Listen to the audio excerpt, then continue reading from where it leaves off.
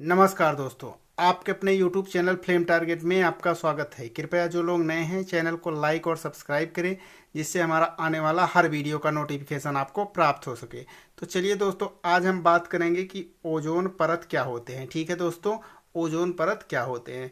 Oxygen सामान्यतया द्विपरमाणुविक अणु के रूप में पाई जाती है, लेकिन वायुमंडल के समताप मंडल में ऑक्सीजन के 3 परमाणु वाले अणु पाए जाते हैं। ठीक है दोस्तों, ऑक्सीजन के 3 परमाणु वाले अणु पाए जाते हैं। ठीक है, इन्हें ओजोन कहते हैं। इन्हें क्या कहते हैं? इनको ओजोन कहते हैं, जिसे O3 कहते हैं। ठीक है, ओजोन या O3 के नाम से जाना जाता है। ऑक्सीजन के 3 परमाणु वाले अणु मिलकर एक परत बना लेते हैं, जिसे ओजोन परत कहते हैं। ठीक है दोस्तों, जिसे क्या कहते हैं? ओजोन परत। यह परत हल्के नीले रंग की गैस की परत सूर्य से निकलने वाली पराबैंगनी किरणें, यानी दोस्तों जो सूर्य से पराबैंगनी किरणें निकलती हैं यानी यूवी किरणों से, ये क्या करती है? पृथ्वी पर सुरक्षा करती हैं। ठीक है, पृथ्वी पर क्या करती है? सुरक्षा करती हैं। कुछ वर्षों में जनित अनेक क्रियाओं जैसे कुछ रसायनों की पर्यावरण में वृद्धि हो जाती है। ठीक है, पर्यावरण में कुछ वृद्धि हो जाती है, जिससे क्या होती है कि ओजोन परत जो होती है वो क्या होती है? घट जाती है।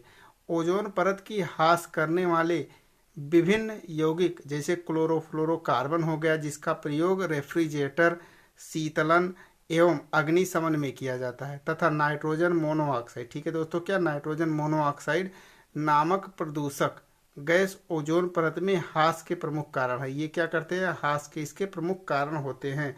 ठीक है, आगे देखिए क्या कह रहा है कि ओजोन परत में ह्रास पर क्या प्रभाव पड़ते हैं। ठीक है दोस्तों, ओजोन परत में ह्रास से जीवों पर क्या प्रभाव पड़ते हैं। तो पहला पॉइंट कह रहा है कि त्वचा में कैंसर एवं त्वचा में अन्य विकार हो जाता है। ठीक है, त्वचा में कैंसर या अन्य विकार हो जाता है। नेक्स्ट पॉइंट कह रहा है कि नेत्रों के कार्निया स्तर को धीरे धीरे अपारदर्शी कर देता है। ठीक है दोस्तों, जो नेत्रों में कार्निया होती है उसको क्या करता है कि ये धीरे धीरे उसको अपारदर्शी कर देता है। ठीक है दोस्तों, अगला पॉइंट है कि जीनी संरचना में परिवर्तन से जीनी विकार उत्पन्न हो जाते हैं, यानी जीनी परिवर्तन में इसकी जो है संरचना में जीनी विकार ये उत्पन्न कर देते हैं। ठीक है दोस्तों, जिसके उसके लक्षण आने लगते हैं। नेक्स्ट कह रहा है कि अल्ट्रावायलेट विकिरण प्रतीक्षा तंत्र को क्षीण कर देता है। अल्ट्रावायलेट जो होता है विकिरण प्रतीक्षा को क्षीण कर देता है। ठीक है दोस्तों, नेक्स्ट कह रहा है कि जलीय जीव जंतुओं पर प्रतिकूल प्रभाव पड़ता है। ठीक है, जलीय जीव जंतुओं पर प्रतिकूल प्रभाव डालने लगते हैं। अगला पॉइंट कह रहा है कि इनके कारण भूमंडल पर वर्षा का पैटर्न बना रहता है, बदल देता है। ठीक है, आगे देखिए दोस्तों, ओजोन परत की अनुपस्थिति पर पराबैंगनी यूवी किरणें सीधे पृथ्वी के वायुमंडल में प्रवेश करेंगी। यूवी किरणें अत्यधिक ऊर्जा युक्त होती हैं। जो अल्ट्रावायलेट किरणें होती हैं अत्यधिक ऊर्जा युक्त होती हैं, तथा सभी जीव जंतु पेड़ पौधे के लिए ये बहुत घातक होती हैं। क्या करती हैं? पेड़ पौधे जो होते हैं उसके लिए बहुत घातक होती हैं, जिससे त्वचा कैंसर, सूजन, जली हुई त्वचा, आनुवांशिक पदार्थ, डीएनए में आनुवांशिक परिवर्तन आदि घातक ये सारी चीज़ें हो सकते हैं। इससे ल्यूकोमिया स्तन, ठीक है दोस्तों, इससे क्या होता है? इससे जो है ल्यूकेमिया हो जाता है। स्तन फेफड़ों के कैंसर, एडीमा, अंधापन, समय से पूर्व बुढ़ापा आदि घातक रोग हो जाते हैं। ठीक है, आदि घातक रोग इससे हो जाते हैं। पाल कर्जन, मैरियो मोनिला तथा जो है तथा सुखुर रोलैंड को 1995 में जो है रोलैंड को 1995 में पर्यावरण रसायन में ओजोन परत क्षय पर महत्वपूर्ण कार्य करने के लिए संयुक्त रूप से इनको क्या किया गया था? इनको जो है नोबेल पुरस्कार दिया गया था। ठीक है दोस्तों, ओजोन परत के अब देखेंगे कि ओजोन परत के कुछ महत्वपूर्ण जो है प्रश्न कौन कौन से हैं। ठीक है दोस्तों, तो चलिए इनके कुछ महत्वपूर्ण प्रश्नों को देख लेते हैं। पहला प्रश्न कह रहा है कि विश्व ओजोन दिवस कब मनाया जाता है? तो ये मनाया जाता है 16 सितंबर को। ठीक है दोस्तों, नेक्स्ट अगला प्रश्न कह रहा है कि वायुमंडल में ओजोन परत की मात्रा में तीव्रता से गिरावट कब से आने लगती है? तो तीव्रता से जो गिरावट होती है वो सन जो है 1980 से। ठीक है, अगला पॉइंट कह रहा है कि ओजोन परत की क्षति का मुख्य कारण क्या है? ठीक है दोस्तों, जो ओजोन परत होती है उसकी क्षति पर मुख्य कारण क्या होते हैं? तो उसकी क्षति का जो मुख्य कारण होता है वो क्लोरोफ्लोरो कार्बन होते हैं। ठीक है, क्लोरोफ्लोरोकार्बन होते हैं। नेक्स्ट क्वेश्चन कह रहा है कि क्लोरोफ्लोरोकार्बन का प्रमुख प्रयोग कहाँ किया जाता है।